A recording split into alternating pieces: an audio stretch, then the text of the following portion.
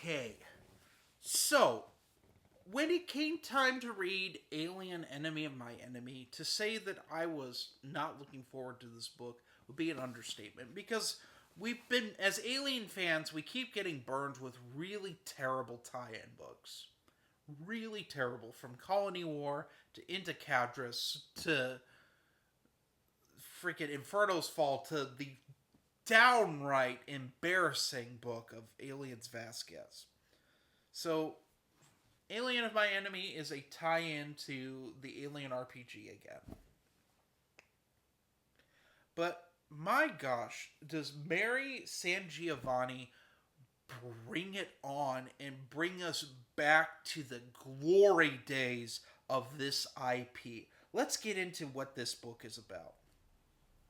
Alien Enemy of My Enemy is about an outpost on a moon that is vastly approaching colliding with the planet it's in orbit of. There are two scientific bases owned by two different companies. One of them is Weyland Yutani, who is doing experiments on xenomorphs as per usual. When the xenomorphs get loose and reap havoc on the Weyland Yutani base, it's up to the other base to rescue them. Our main protagonist in this book is Siobhan, who is a scientist that specializes in plants for the sake of making medicines. She and Alec, the head of a detachment of colonial marines that are basically they've been punished for defying orders that were really terrible, and they're basically game wardens. They're tasked with rescuing the Weyland Yutani base. When they find Dr. Fowler, who was our antagonist for this book, and another woman who have given themselves a drug uh, to stop the xenomorph from forming. It slows down the xenomorph birthing process. So instead of a matter of hours before the chest burster comes out, it becomes weeks. And they're trying to get off of the planet, this moon, because the moon's going to crash into the planet. So we have a ticking time element, like a classic one-off alien book should have, mixed with some new xenomorph types. So we get the big one in the beginning is there's these carnivorous deer on this moon, and they get face hugged, and so we get a new variant of xenomorph from that, which is fun. And then in the third act of this book, we get a new xenomorph variant that I won't spoil so much. So 2/3 of this book are about escaping the moon, and the last third deals with basically a UN meeting about the black goo that keeps being dumped on worlds, which has been a thing that's been going on for several books now. They're trying to figure out who's doing it, and it's dealing with the aftermath of this meeting that goes horribly wrong and the twists and turns of that. I don't want to spoil this book. Enemy of My Enemy is shockingly good. I expected nothing from this book because so many of these alien books are so freaking bad. I mean, we haven't had a decent alien book since Infiltrator. I mean, that was 3 books ago. And the amount of good alien books from Titan Books, I can probably name off on one hand at this point. But this is one of the best ones they've ever done. Mary Sangiovanni really understood how to write not only horror, which is her wheelhouse, she's a horror author, another horror author, but also she got the action down. This is the best action, like gunplay action we've had since Tim Levin's Rage War, and I stand by that.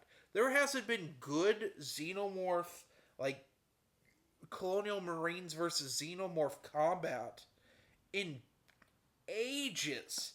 even like the little bit that happens in Inferno's Fall is not very well written and isn't even the focus of the book. So many of these like authors, they just don't get like what like the fans would really want. And they want a nice mix of horror and action with these alien slash aliens IP books. That's what people want. Also, Dr. Fowler, he isn't like a crybaby incel, like alt right, like Jesus loving man like we've gotten from Into Cadres and um Colony War, where they're like religious zealots, alt right, Trump supporting esque villains. Instead, we get a classic Wayland Yutani stooge, and that's so refreshing. It's like a back to basics deal. And I'm all for it. I'm all for like classic alien adventures. We get a little tie in to the Brian Wood stuff. Amanda Ripley and Zula Hendricks are referenced dealing with one of the characters who's encountered xenomorphs before.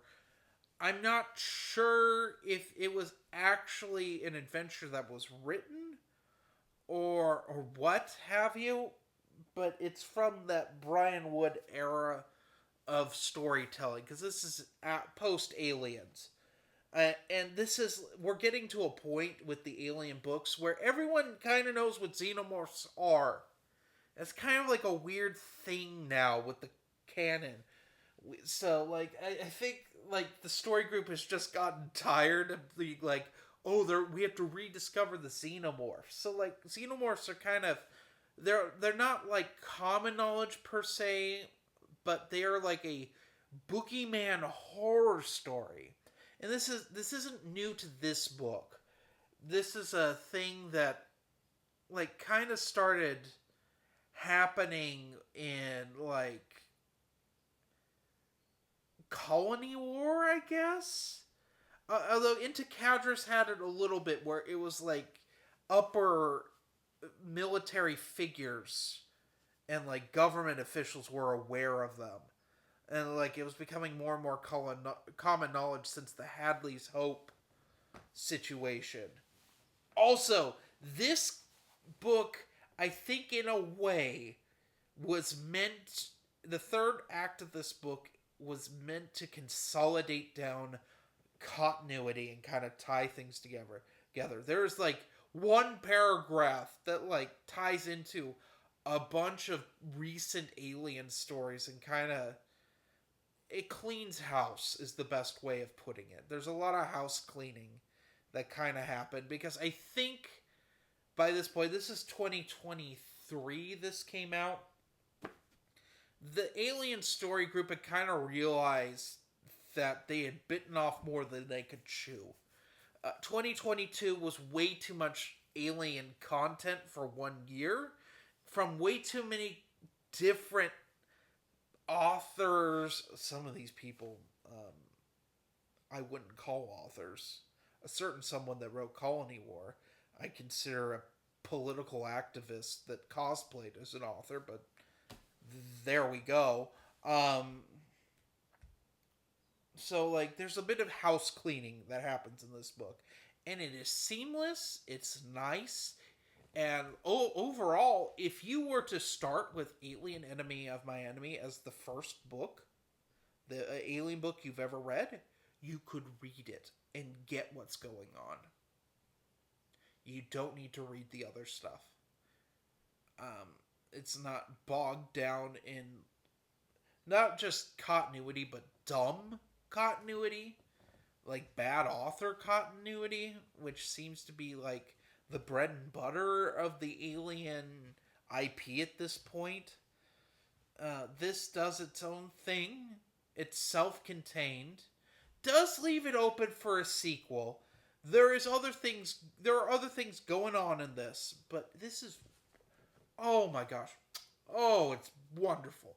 It's so nice to have a good Alien book again. It's so nice. We haven't had a, like, Infiltrator was okay.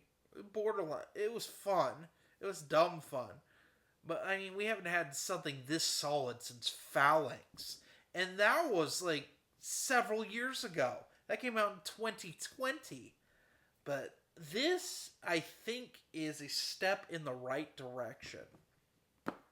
We'll have to see what Aliens Bishop does, because that's the one I have not read. I have read Uncivil War, and we all know I love that.